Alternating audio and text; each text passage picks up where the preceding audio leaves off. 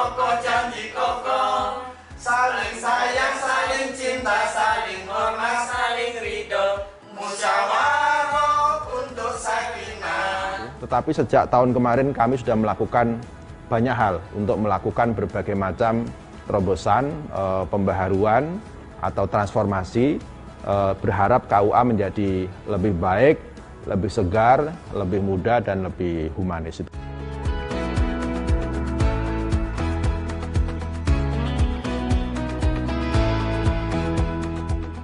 Kalau di dalam penyuluhan, khususnya kami untuk yang penyuluh agama Hindu, poin-poin penyuluh yang kami sampaikan adalah tidak kalah penting adalah moderasi beragama itu, serta program yang dicanangkan oleh Kementerian Agama Republik Indonesia berkaitan dengan Asta Protas.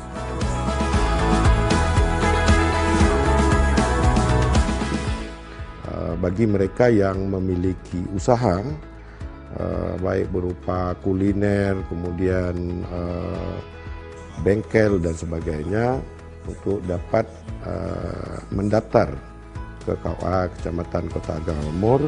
Nanti akan dilakukan survei kepada bakal calon penerima pemberdayaan ekonomi umat.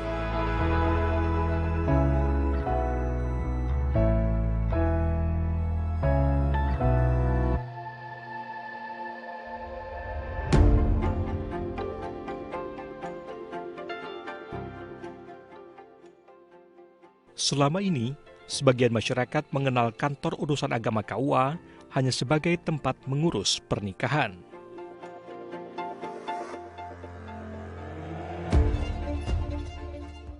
Kalau menurut saya selama ini KUA itu ya mengurus tentang nikah, orang nikah, pranikah, udah itu masalah membuat surat nikah, masalah pernikahan. Kalau di sini ya KUA kental dengan untuk kawinan aja.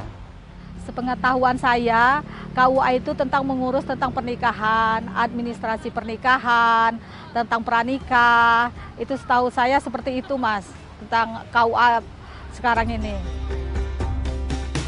Pandangan tersebut tak sepenuhnya keliru. Namun kini wajah KUA tengah berubah. Kantor urusan agama tak lagi hanya sekadar sentra pelayanan pernikahan. Melalui Peraturan Menteri Agama Nomor 24 Tahun 2024 tentang Organisasi dan Tata Kerja KUA, Kementerian Agama melakukan transformasi besar. Regulasi ini menjadi pijakan bagi KUA memperluas bidang kerjanya sehingga menjadi pusat layanan keagamaan yang modern, inklusif, dan humanis.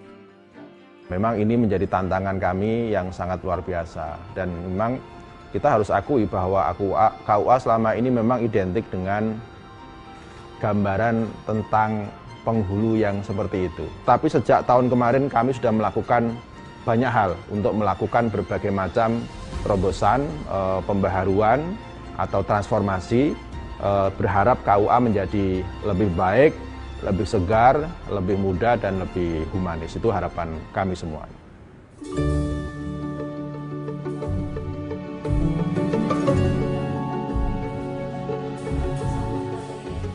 Transformasi KUA dibangun melalui 3 pilar utama, yaitu penguatan kelembagaan, peningkatan kualitas sumber daya manusia, dan pembaruan sarana prasarana.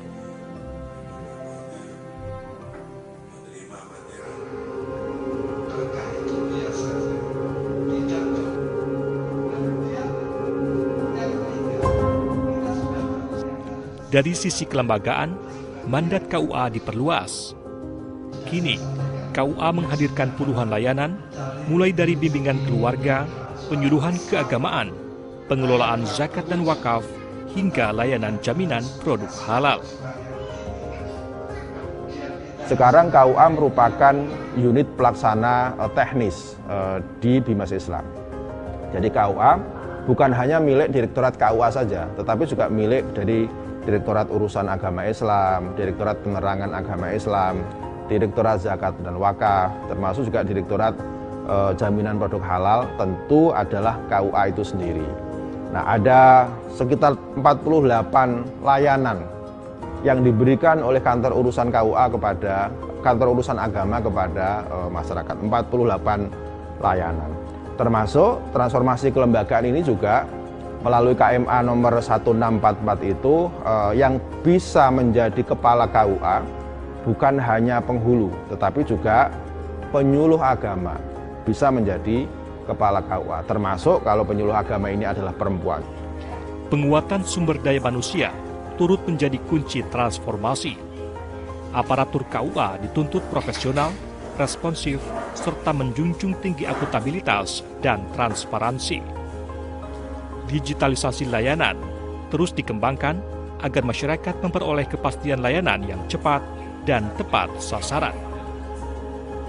SDM-nya ini SDM-nya betul-betul yang profesional, orang-orang yang betul-betul menangani. Yang ketiganya tentu pengawasan yang ketat, Mbak. Itu pengawasannya harus ketat sekali, di mana kemudian evaluasi dilakukan setiap seminggu sekali atau sebulan sekali. Jadi pengawasannya itu tidak hanya itu dibuka yang namanya delik aduan.